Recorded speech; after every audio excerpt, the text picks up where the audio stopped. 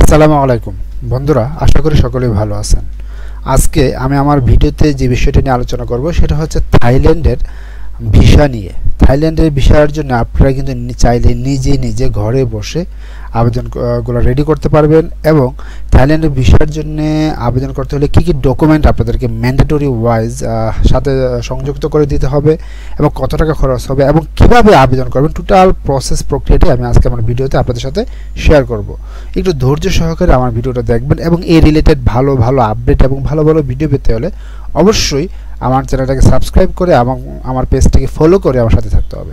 যাই হোক, আমি আর কথা না বাড়িয়ে চলে যাব। আমি আজকে আমার ভিডিওতে মূলত কথা বলবো থাইল্যান্ডের মেডিকেল ভিসা এবং থাইল্যান্ডের ট্যুরিস্ট ভিসা নিয়ে। তো আমি প্রথমে কথা বলবো থাইল্যান্ডের ভিসার জন্য আসলে কি ডকুমেন্ট আপনাদের প্রয়োজন। ওকে, তো আমি আমার যে ইনফরমেশনটা কালেক্ট করেছি থাইল্যান্ডের ওয়েবসাইট থেকে এবং এইটাই হচ্ছে জেনুইন ইনফরমেশন। যেমন প্রথম হচ্ছে চেকলিস্ট সিঙ্গেল এন্ট্রির জন্য। আপনি জানেন যারা প্রথম থাইল্যান্ডে যাবেন আপনাদেরকে কিন্তু মাল্টিপল কোনো ভিসা দিবে না, সবাইকেই সিঙ্গেল এন্ট্রি ভিসা দিবে।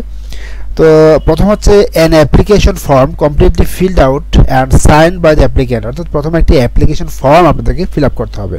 তো এখন এই অ্যাপ্লিকেশন ফর্মটা আপনারা কোথা থেকে পাবেন আমি আমার ভিডিও শেষের দিকে আমি দেখিয়ে দেবো যে কোথা থেকে কালেক্ট করবেন।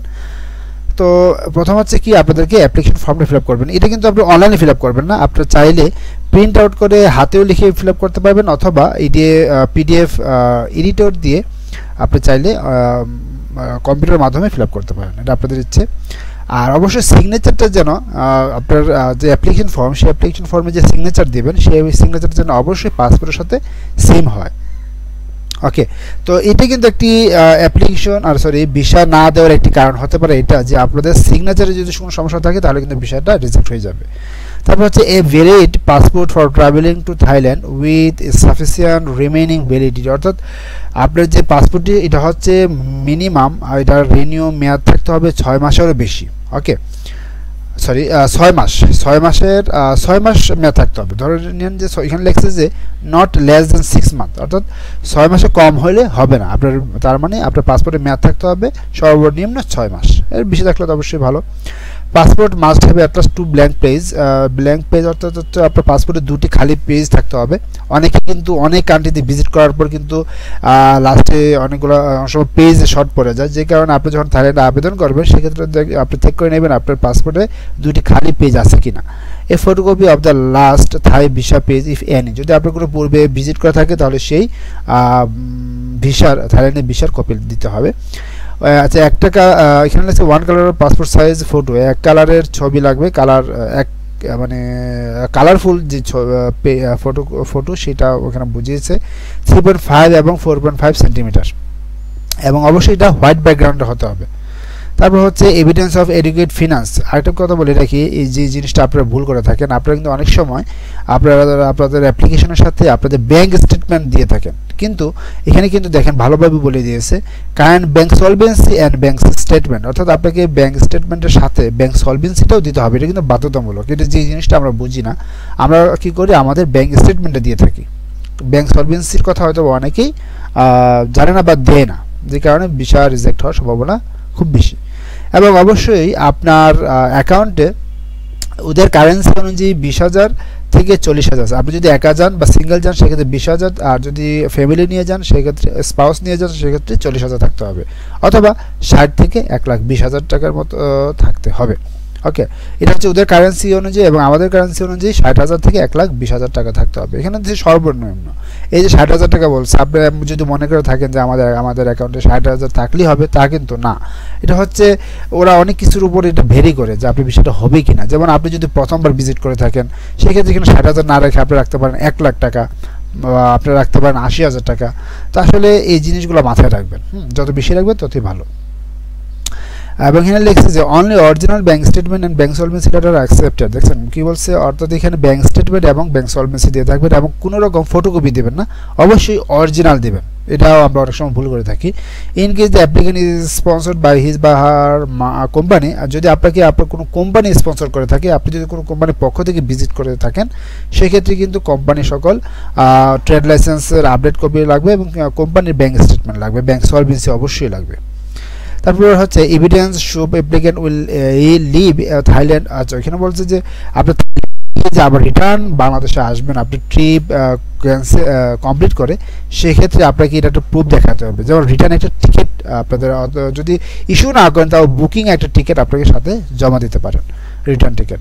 তারপর হচ্ছে ভিসা রিকোয়েস্ট ফর্ম, অর্থাৎ হচ্ছে এখন আপনাকে আপনার পক্ষ থেকে একটি এনওসি লেটার দিবেন, অথবা আপনি যদি কি বলে সার্ভিস হোল্ডার হয়ে থাকে, সেক্ষেত্রে কোম্পানির পক্ষ থেকে আপনাকে একটি এনওসি লেটার দেবে, সেই এনওসিটাই জমা দেবেন, ঠিক আছে। আর যদি ডক্টর হয়ে থাকেন তাহলে বিএমডিসি সার্টিফিকেট লাগবে, যদি অ্যাডভোকেট হয়ে থাকেন তাহলে বার কাউন্সিল সার্টিফিকেট লাগবে।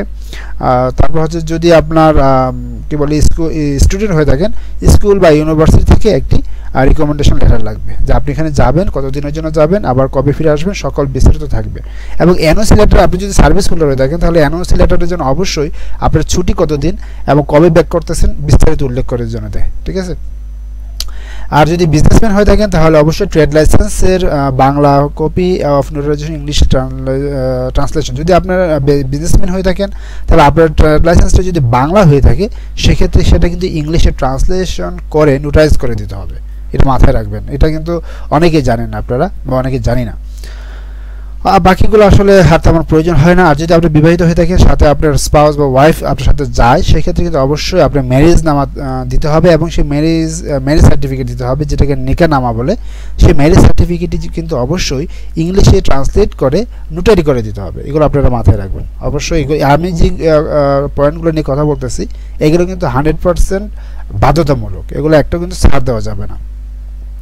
এখন যদি আপনি মেডিকেল পারপাস যান, সেক্ষেত্রে এখানে লিখে দিয়েছে copy of appointment letter from hospital in Thailand. আপনি থাইল্যান্ড থেকে যে অ্যাপয়েন্টমেন্ট লেটার আনবেন বা যে ডক্টর অ্যাপয়েন্টমেন্ট পাবেন, সেই অ্যাপয়েন্টমেন্ট লেটার একটি ফটোকপি সাথে দিতে হবে।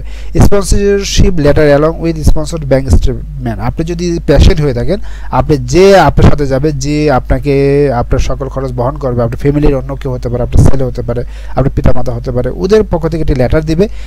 অবশ্যই যে স্পন্সর করবে তার একটি ব্যাঙ্ক স্টেটমেন্ট, ব্যাঙ্ক সলভেন্সিও সাথে দিতে হবে। তো এই ছিল মূলত রিকোয়ার্ড ডকুমেন্টের লিস্ট। এখন হচ্ছে বলবো, আমি আপনাদেরকে সাথে শেয়ার করবো যে আসলে এই ভিসাটা পেতে কতদিন সময় লাগে। এই ভিসাটা পেতে অবশ্যই আপনাদেরকে 7 ওয়ার্কিং ডেজ সময় হাতে রেখে আপনাদেরকে অ্যাপ্লিকেশন করতে হবে। এখন বন্ধুরা, এখন আমি আপনাদের সাথে শেয়ার করবো যে আসলে এই যে প্রথম লাইনে যে বলা আছে এন অ্যাপ্লিকেশন, এই অ্যাপ্লিকেশনটা আপনারা কোথা থেকে পাবেন।